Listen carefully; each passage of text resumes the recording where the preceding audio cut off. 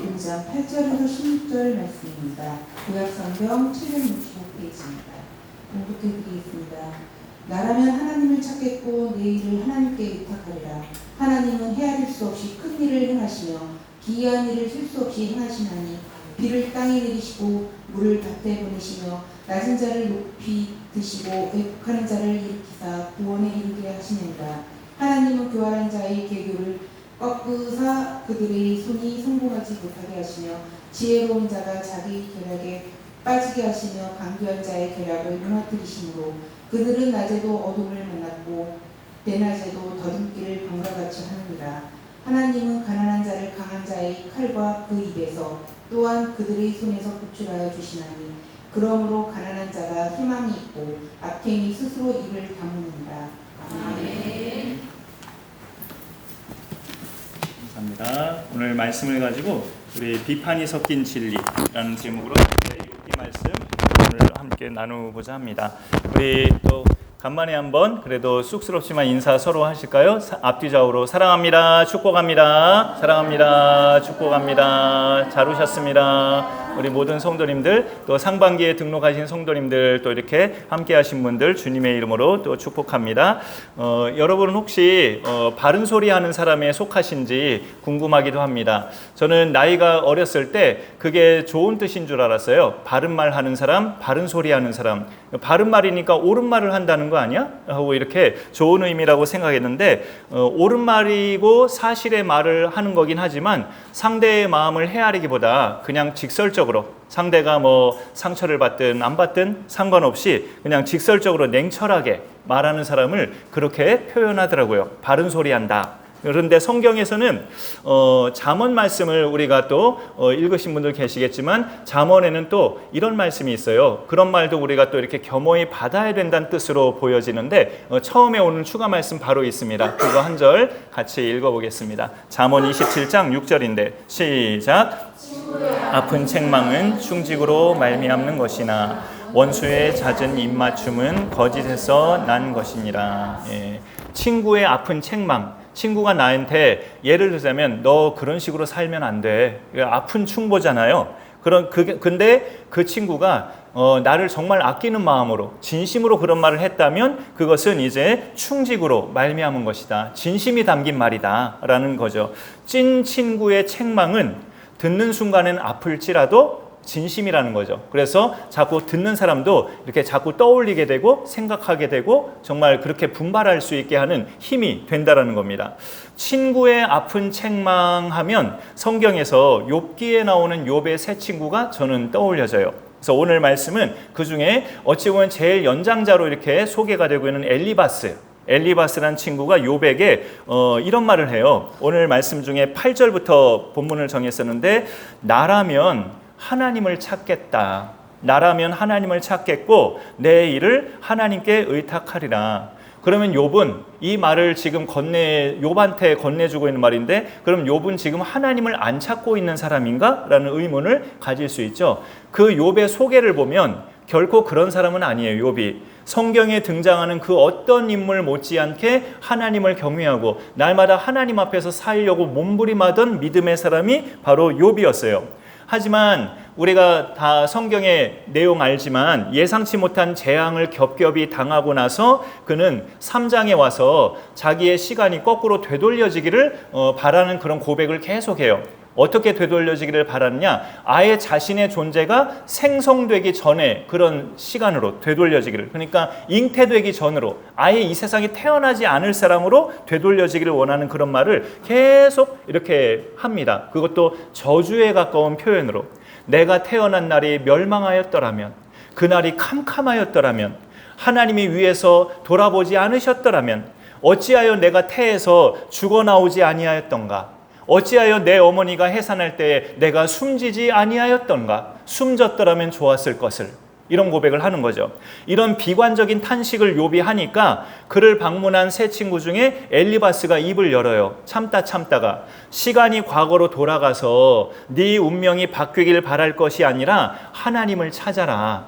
여기까지만 이 정도만 말했다면 그렇게 엘리바스가 뭐 욥에게 크게 비판적으로 하는 말은 그렇게 아닐 수 있어요. 그렇게 별로 안 느껴져요. 근데 뭐가 비판적인 말로 느껴지냐면 나 같으면 하나님을 찾겠다 이렇게 표현하거든요. 엘리바스가. 이게 무슨 뜻인가요? 너는 지금 안 그러고 있다 이런 뜻이에요. 너 이 지경이 됐으면, 이 지경까지 너 추락했으면 하나님을 찾고 너의 일을 하나님께 의탁해야지 뭐 하고 있는 거냐? 과거로 시간 돌리기만 그렇게 바라고 푸념하고 있냐? 이런 식으로 판단하는 거죠.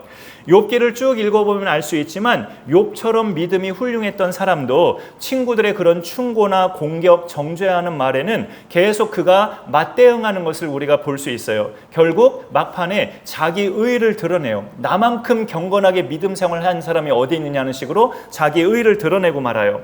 하물며 욥도 그렇게 이렇게 상황이 돼버렸는데 왕년에 교회 다녔다가 안 다닌 지 오랜 세월 되는 지인들이나 가족에게 어떤 그 당사자한테 안 좋은 일이 생겼을 때 우리 믿음의 사람들이 별 생각 없이 그런 말이 툭 튀어나올 수 있죠. 그 봐, 하나님 떠나고 예배 안 드리니까 그런 일 생기지. 이렇게 툭 던져버리는 말. 신앙인 입장에서는 맞는 말이기도 한데 신앙생활 안 한 지 오래된 사람이 그런 말을 딱 들으면 이제 결심합니다. 나 죽는 날까지 이제 교회 안 다닌다. 결심하게 돼요. 그런데 흥미로운 점은요. 똑같은 충고라도 그 말을 받는 사람이 그렇게 안 받고 그 내용을 인정하면서 자기한테 찌르는 말을 하니까 마음은 아프더라도 그 내용을 인정하면서 받아들이면 그게 결국 자신에게 유익함이 된다는 거죠. 상대방이 찌르듯이 말을 했어도 그 말이 맞는 말이고 특히나 그 상대가 하나님을 얘기했다면 나한테 하나님을 말했다면 공격적으로 나한테 말하고 날 정죄하듯이 말을 했다 해도 그 사람이 나한테 하나님을 말했다면 듣는 나는 겸허하게 받아들일 필요가 있어요. 상대가 하나님을 말했기 때문에. 물론 10계명 중에 이런 계명이 있어요. 하나님의 이름을 함부로 말하지 말라는 것. 네 하나님 여호와의 이름을 망령되게 일컫지 말라. 하나님의 이름으로 예를 들어서 예수님이 말씀하셨지만 너무 쉽게 맹세를 한다거나 하나님의 이름을 걸고 또 방금 전에 말했던 것처럼 너 계속 그렇게 살면 하나님이 가만히 안 계신다. 하나님이 너 치실 수가 있어 하면서 협박식으로 하나님을 언급한다면 그거는 하나님의 이름을 함부로 사용하는 거예요. 틀림없이 그건 하나님의 이름을 남용하는 겁니다. 하지만 오늘 말씀의 엘리바스의 충고는 하나님의 이름을 함부로 한 것으로 판단되진 않아요. 그가 말하는 내용을 우리가 말씀으로 곱씹어 보면 하나님이 어떤 분이라는 것을 욥에게 잘 소개하고 있거든요. 하나님은 이런 분이야. 알아? 하면서 하나님이 어떤 분인지를 잘 소개하고 있고 정확히 알고 있어요. 엘리바스가. 욥에게 너는 그런 하나님을 붙잡아야 돼 라는 이 충고는 적어도 그 친구가 하나님의 이름을 망령되게 지금 사용하는 건 아니에요. 그러면 오늘 우리는 욥뿐만이 아니라 오늘 지금을 살고 있는 우리도 엘리바스가 말하고 있는 하나님에 대해서 경청할 필요가 있어요. 우리도. 경청하면서 내가 믿는 하나님이 어떤 분이신지를 다시 오늘 말씀으로 확인하고 하나님을 향한 믿음을 더 단단히 가지는 그런 이 시간이 되면 좋겠습니다. 엘리바스가 표현한 하나님을 어떻게 소개하고 있는지 우리가 하나씩 살펴볼게요. 그 첫 번째는 큰 일을 행하시는 하나님이라고 소개합니다. 9절에 보니까 하나님은 헤아릴 수 없이 큰 일을 행하시며 기이한 일을 셀 수 없이 행하시나니 라고 표현되어 있죠. 아까 예배 시작하면서 부른 찬양 기억나세요? 그 큰 일을 이루신 하나님께 하면서 우리가 찬양했죠. 하나님은 큰 일을 이루신 하나님이에요. 그의 큰 일 중에는 우리가 다 알지만 천지창조를 빼놓을 수 없고요. 그렇지만 마치 우주의 별들의 숫자를 우리가 다 셀 수 없는 것처럼 하나님은 천지창조뿐만 아니라 그 천지창조 안에서 어마어마하게 셀 수 없을 만큼의 큰 일을 하시고 지금도 하고 계시는 그런 하나님이셔요. 근데 하나님이 행하시는 일은 그 성격이 오늘 말씀을 보면 그 스케일이 크고 가지수가 많다는 것뿐만이 아니라 그 일 하나하나가 굉장히 아주 원더풀, 놀랍고 기이하고 아주 특별한 기적 같은 그런 성격의 일들이라고 또 표현을 합니다. 9절이 이제 그 양이 많다는 식의 그런 표현이라면 9절 안에 다 있네요. 그 다음에 9절 하반절에 기이한 일을 셀 수 없이 행하시나니, 기이한 일은 기적 같은 신비한 놀라운 그런 일을 말하는 거죠. 하나님이 한 일은 일의 수만 많은 게 아니고 일의 규모만 큰 게 아니고 그 하나하나의 일이 다 인간이 볼 때는 너무나 기적 같고 놀랍고 신비한 일이라는 거예요.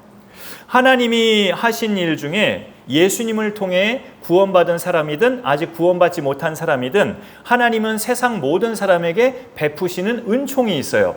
그 대표적인 게 바로 10절에 나와 있는데, 비를 땅에 내리시고 물을 밭에 보내시며, 이거는 믿지 않는 사람들이 사는 동네에도 똑같이 하나님이 하십니다. 비를 내려주시고 물을 밭에 대시고, 안 믿는 사람이라고 해서 하나님이 너는 굶어 죽어 이런 식으로 차별하지 않으신다는 거죠.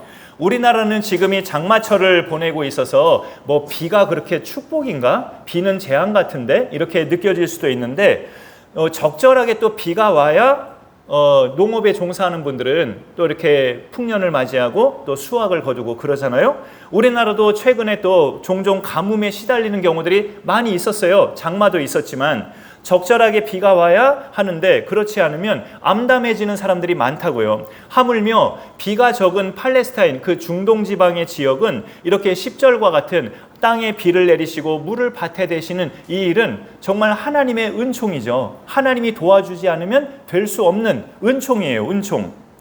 어렵게 사는 사람들 중에 물질적으로도 어려운데 마음고생까지 겹겹이 어려움을 겪고 사는 사람들을 보면 우리가 얼핏 볼 때 하나님의 은총이 그들에게는 안 보이는 것처럼 느껴질 수도 있어요. 하지만 그렇지는 않습니다. 이제껏 우리가 받은 은혜든지 은총이든지 그런 것들 중에 제일 큰 거를 든다면 내 마음에 하나님이 믿어지는 거, 이게 제일 큰 은총이에요. 근데 그거는 어려움과 육체적 질병, 마음고생 이런 것들을 겹겹이 하는 사람들 중에도 꽤 많거든요. 하나님이 믿어지는 사람들, 하나님이 믿어지고 하나님이 느껴지고 매일매일의 삶에서 에녹처럼 하나님과 동행하는 사람들 중에 어렵고 힘들고 육체적 질병에 시달리는 분들도 많다고요. 그러니까 그런 대상들이 꼭 하나님의 은총을 못 받은 사람들처럼 우리가 본다면 우리만의 착각입니다. 그렇지 않아요. 그분들이 하나님이 믿어진다면 제일 큰 은총을 받고 살아가고 있는 거예요. 그 전까지는 또 우리 중에도 믿음 좋은 사람들을 보면서 하나님이라는 걸 간접적으로 느끼던 사람들이 이제는 어느 순간부터 자기 자신이 직접 하나님이 느껴지고 예배에 하나님의 임재가 느껴지고 한다면 그게 그 사람으로서 제일 큰 은총을 받은 겁니다. 그런 은총은 이제 성경 말씀에 전제 조건이 있죠. 예수님을 구주로 믿는 사람만이 누릴 수 있는 그런 은총이에요. 하나님이 느껴지고 믿어지는 거. 예수님을 구주로 믿는 사람에게만 주어지는 축복입니다. 그렇게 해서 하나님이 믿어지면 그 자체가 큰 은총이지만 그로 인해서 받는 일상의 은총도 많이 이제 그때부터 발견이 되죠. 내가 소소하게 누리고 있는 작은 것까지도 당연한 게 아니라 하나님의 은혜였음을 알게 되는 겁니다. 나 한 사람을 위해서 하나님은 엄청나게 많은 일을 하고 계시는구나를 하나하나 알게 되죠. 그렇게 깨달아가면서 하나님을 찾는 신앙인이 됩니다. 두 번째로 엘리바스가 욥에게 소개하고 있는 하나님은 역전을 일으키시는 하나님이에요. 이거는 정말 우리 믿음의 사람들에겐 짜릿한 거죠. 역전을 일으키시는 하나님. 11절에 낮은 자를 높이 드시고 애곡하는 자를 일으키사 구원에 이르게 하시느니라. 우리가 믿는 하나님은 그런 분이니까 너 하나님 붙잡아 푸념하지 말고 이런 식으로 욥에게 말하는 거죠. 낮은 자를 높이 드시고 애곡하는 자를 일으키신다. 우리 일생에 이런 순간들이 제법 있었을 거예요. 내가 땅바닥까지 낮아졌다가 지금은 좀 회복된 그런 분들도 계시죠. 그 다음에 극한 슬픔으로 애곡하고 그렇게 통곡의 상황에 있다가 지금은 그래도 일어서게 된 그런 분들도 계시죠. 우리 일생에 그런 순간은 가끔 경험이 돼요. 그래서 얼핏 생각할 때 이런 거를 특별한 거라고 생각하지 않을 수도 있어요. 하지만 그렇다고 평범한 것도 아니에요. 이렇게 애곡하게 되는 거, 그 다음에 완전히 땅바닥에 주저앉게 되는 거, 그게 평범한 건 아니죠. 감당하기 힘든 거예요. 근데 하나님은 역전의 하나님이라는 거죠. 그런 자들을 일으키신다는 거죠. 근데 지금 욥에게 이 말을 건네고 있는 엘리바스, 이 말을 듣고 있는 욥도 어찌 보면 지금 역전된 인생이 돼버린 겁니다. 그러니까 안 좋은 쪽으로 역전이 된 거죠. 그 자녀 10남매의 재벌에 또 많은 그 우스 땅에 살고 있는 사람들로부터 존경받는 그런 추앙받는 인물로 그렇게 살았다가 가진 거 다 잃고 자녀 다 잃고 또 사람들로부터 받던 존경심과 칭찬도 다 잃어버린 그야말로 안 좋은 쪽으로 지금 역전이 돼버렸죠, 욥은. 근데 그 상태에서 또다시 좋은 쪽으로 역전시킬 수 있는 분이 누구냐? 하나님이라고 엘리바스가 소개하는 겁니다. 비록 그 욥에게 너 도대체 숨겨놓은 죄가 뭐야? 그거 빨리 밝혀. 이런 식으로 욥을 좀 몰아가는 애정 없는 그런 말을 건네고는 있지만 그 엘리바스 입에서 나오는 하나님에 대해서는 정확하게 잘 말하고 소개하고 있다는 거죠. 우리가 상대가 나한테 아주 따끔하게 바른 소리하고 내 마음에 그냥 찢길 만한 그런 바른 소리를 해도 그 사람이 나한테 하나님 이야기를 한다면 나는 경청하고 겸손하게 받아들일 마음이 되어 있어야 돼요. 딴 소리가 아니라 하나님 얘기를 나한테 하고 있다. 그럼 내가 받아들일 필요가 있죠. 하나님 믿는 사람인데. 그 상태에서 다시 들림받고 높임받고 슬퍼 애곡하는 상태에서 일어나려면 또다시 역전의 기회가 욥에게 와야 되는데 하나님을 경청하라고, 하나님을 붙잡으라고 그렇게 충고하고 있는 거죠. 기분 좋지 않고 마음이 상할 수 있다 할지라도 받는 사람이 겸허하게 그래, 네 말이 맞다. 하나님 그런 분 맞아. 내가 지금 그런 분을 찾지 않고 지금의 고통을 내가 푸념하고 있었구나. 네 말을 듣고 내가 정신이 난다. 이런 식으로 겸허하게 받아들이면 하나님은 그 사람에게 어떤 은혜를 베푸실까요? 역전의 은혜. 다시금 일어서는 역전의 은혜를 베푸십니다. 여기 그리고 11절에 구원이라는 말이 있어요. 낮은 자를 높이 드시고 애곡하는 자를 일으키사 구원에 이르게 하신다. 우리가 구원하면 죄로부터 건진받는 그 구원, 근본적인 구원을 우리는 생각할 수 있어요. 예수님을 구주로 믿음을 통해 얻는 구원, 그걸 생각할 수 있는데 구약 성경에 많은 구원 이런 뜻은 문맥에 따라 다른 뜻이기도 하죠. 여기 11절에서의 구원의 의미는 그 11절 상반절에 있는 그 뜻이 구원이라는 거예요. 낮은 자를 높이 드시고 애곡하는 자를 일으키시는 거, 이게 하나님의 구원이라는 거죠. 근데 또 우리가 깊이 생각해 보면 앞서 말씀드린 그 근본적인 구원, 예수님 만나서 죄 용서받고 하나님의 자녀가 된 이 근본적인 구원도요, 그거야말로 인생 역전, 제일 큰 인생 역전인 거죠. 사실은 여러분이 예수님을 모르던 사람으로 살고 계시다가 예수님 만나서 지금 사후에 종착지가 바뀌어지고 또 이 땅에 살면서도 어둠의 자녀, 진노의 자녀에서 하나님의 자녀로 신분이 바뀌어진 채로 지금 살아가고 있다면 이거야말로 가장 크게 역전된 인생을 여러분은 또 저는 살고 있는 거예요. 그 어떤 사람의 인생 역전보다 예수님 모르던 사람이 예수님 알게 돼서 하나님의 자녀로 천국 갈 사람으로 살고 있다는 것이 제일 절대적인 역전의 인생으로 살아가고 있는 겁니다. 그러니까 그 외에 다른 인생 역전은 우리에게 어찌 보면 대수롭지 않은 것일 수 있어요, 솔직히. 그러면 여러분 중에도 혹시 지금의 오늘 말씀 속에 등장하는 욥처럼 재난과 같은 시간들을 보내시는 분들도 계실 수도 있어요. 그러면 하나님을 찾으시고 여러분의 그 상황을 하나님께 의탁하시기 바랍니다. 엘리바스가 욥에게 지금 그렇게 충고하는 것처럼.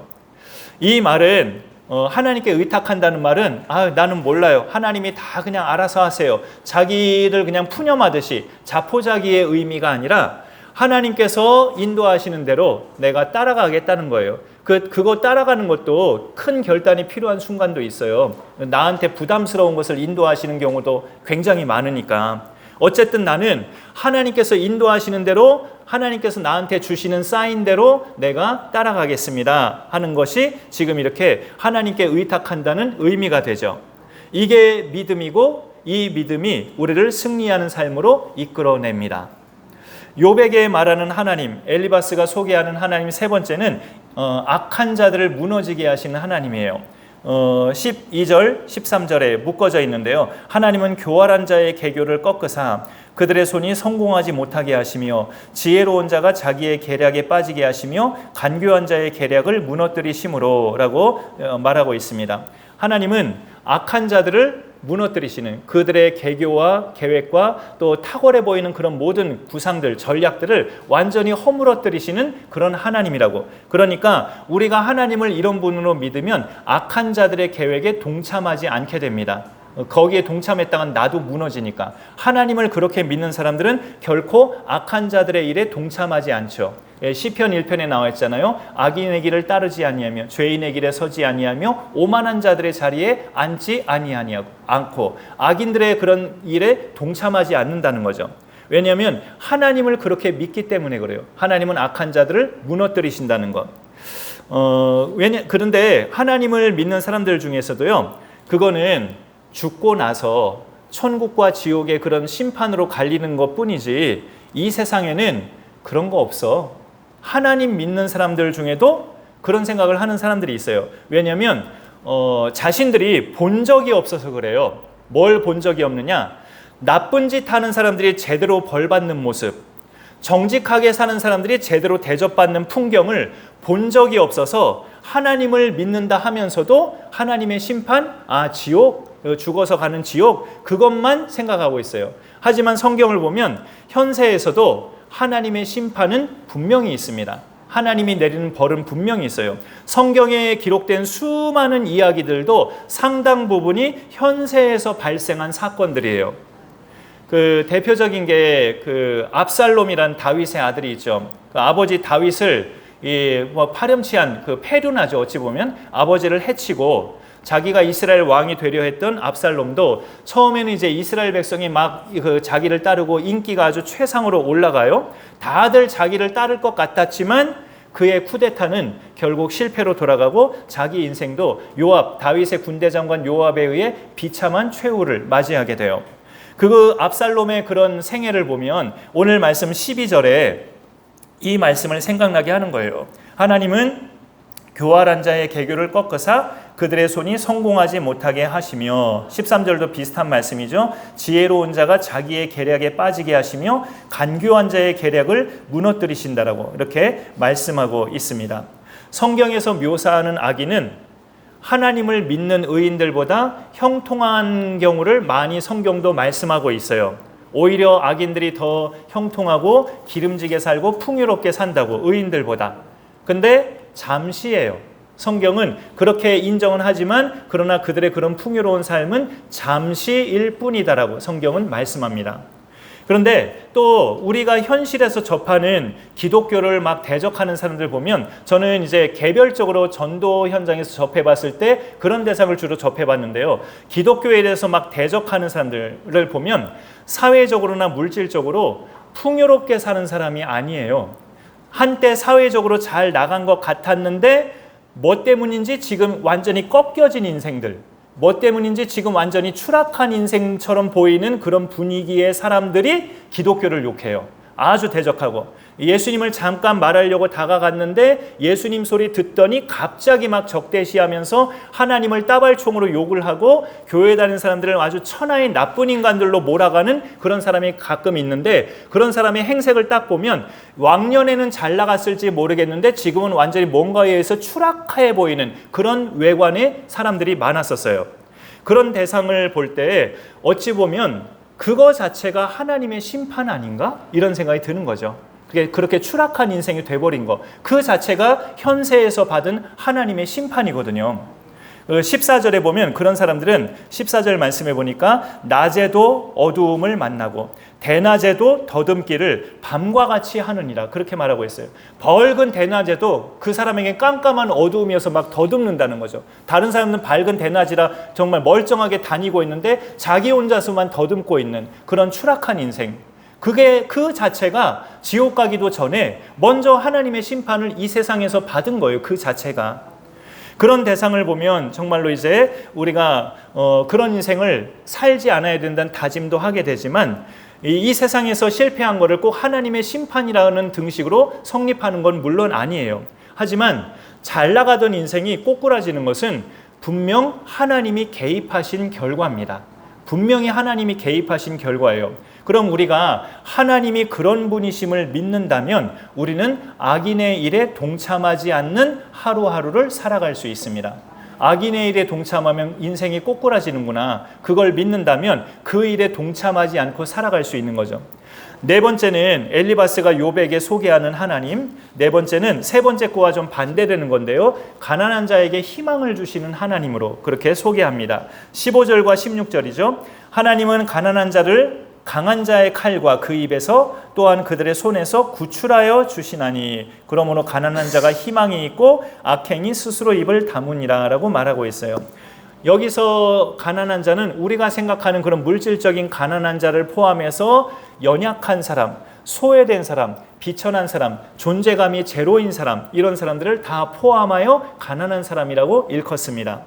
자신이 약하다는 걸 좋아하는 사람은 없죠. 저도 그래요. 그래서 사람들은 대체로 자기 약점은 잘 드러내지 않아요. 그런데 바울을 보니까요. 바울은 이런 고백을 해요. 내가 약한 그때의 강함이니라. 고린도후서 12장 10절에서 내가 하나님을 믿는 사람이라면 내가 갖고 있는 약함은 하나님의 강함을 드러내는 통로가 된다는 걸 믿는 사람이에요. 나한테 이런 약함이 있다, 신체에 어떤 부자연스러움이 있다, 어떤 그 고질적인 질병이 있다, 아니면 어떤 안 고쳐지는 성향이 있다, 신체적인 어떤 남들보다 연약함이 있다, 그런 약함이 있을 때 하나님을 믿는 사람은 나의 그 약함이 하나님의 강함을 드러내는 통로가 된다는 걸 믿는 사람이에요. 그러면 그 사람은 자신의 약함을 소중하게 여깁니다. 내 자아가 단단하거나 그동안 남보다 뛰어나게 행한 신앙생활이 내 의가 되면 하나님의 강하심이 들어올 수가 없어요. 순식간에 닥친 그런 재난에 나는 아무 힘 쓸 수가 없구나. 난 아무것도 아니었구나. 자신의 약함을 인정하면서 하나님을 찾는 사람은 그의 약함이 하나님의 강하심으로 포장될 수 있습니다. 뒤바뀌어집니다. 엘리바스가 말하는 하나님의 강하심은 내용이 어떤 거냐면 방금 전에 읽었는데요. 그 15절에 가난한 자를 강한 자의 그 손에서 후반절로 바로 건너뛴 거예요. 강한 자의 손에서 구출해내시는 하나님이 하나님의 강하심이에요. 실제 인류 역사에서 하나님께서 그렇게 하신 대표적인 사건은 이스라엘 자손의 출애굽이에요. 이집트의 바로 왕이 자기 나라의 그냥 소중한 인적 자원이라고 생각했잖아요. 이스라엘 자손의 그 많은 인력을 우리나라의 어마어마한 인적 자원인데 내가 이들을 왜 보내 하면서 절대 놓아주지 않으려 했지만 하나님의 강하심이 그 바로의 손에서 이스라엘 백성을 구출해 주셨어요. 가난함이나 약함은 고통과 연결되는 경우도 많은데요. 사실 하나님은 우리가 고통당하는 걸 좋아하지 않으셔요. 우리의 고난은 하나님의 본심이 아니니라. 그런 말씀도 성경에 있죠. 오히려 하나님은 우리가 고통당하는 걸 못 보셔서 자기 아들을 대신 고통당하게 하신 아버지셔요.